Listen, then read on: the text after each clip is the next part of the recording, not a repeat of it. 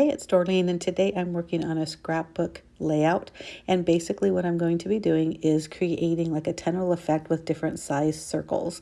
So how to start that is I go to basic shapes and I select circle. And I also go to the bottom left corner of my screen and adjust the view to 75%. That way I can see the entire circle because it is going to be a big one. I will have the measurements of the circles and the cuts on my blog, which I will have the blog address down below in the information box. So the first circle I'm creating is the measurement is 10.5 inches. And once you hit 10.5 on the width, if you just hit the tab, it'll adjust to make it the height to also be 10.5. So you don't have to type it in twice. Since I'm layering circles, I clicked on the circle, basic shape circle again, 3 times actually, the second, and I changed the color so that way I can see them. Now these are not what the colors I'm using on my scrapbook layout, and it really doesn't matter which on the screen because you're going to put whatever colored paper or patterned paper on the once you cut them out. So I did put a square on the screen just so I can see how I wanted the circles. I'm not going to cut out that square, and I just made that square 12 by 12, which is the size of my layout. I am doing a layout with a picture of my youngest granddaughter and our dog, so that's why I selected the dog here. And that dog is actually just see-through or one layer.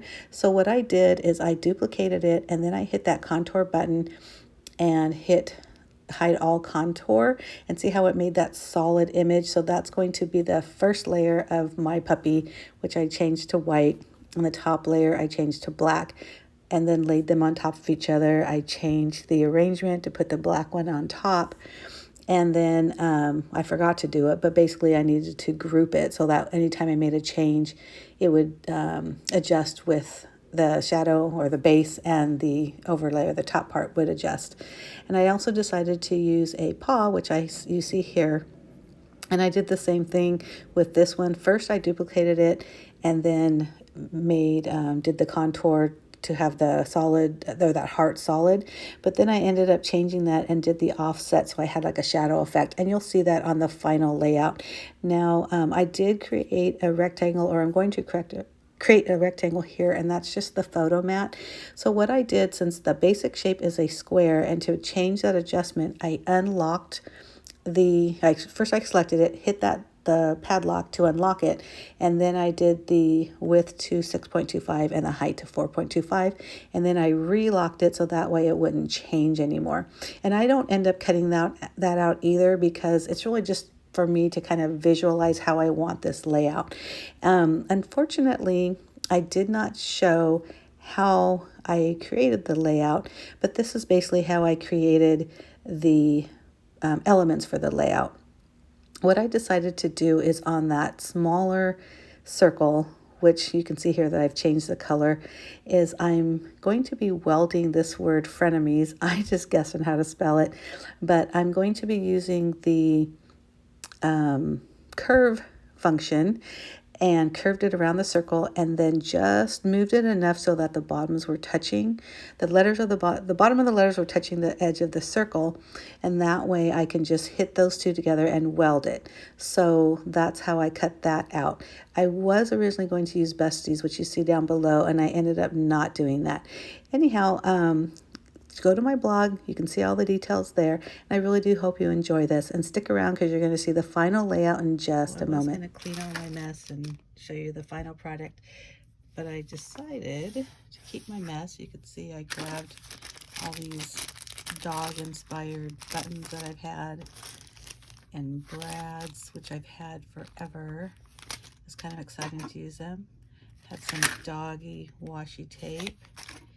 And here's some of the scraps of my papers that were cut with the Cricut. And here is the layout. I placed it on white cardstock because I had the different pattern paper. You saw how I welded that frenemies on the piece of paper, matted the photo, added a lot of brads, punched hearts that I've had that were laying on my desk. There's some washi, you'll see here, there. It's another splattering, scattering, I don't know the right word, of brads and buttons and die cut from the Cricut. And then up here in the corner, just to finish it off, that little black heart was from the middle of these. I have one more, but I don't think I'll use it. I like just the one. Anyhow, isn't that cute? Look at that.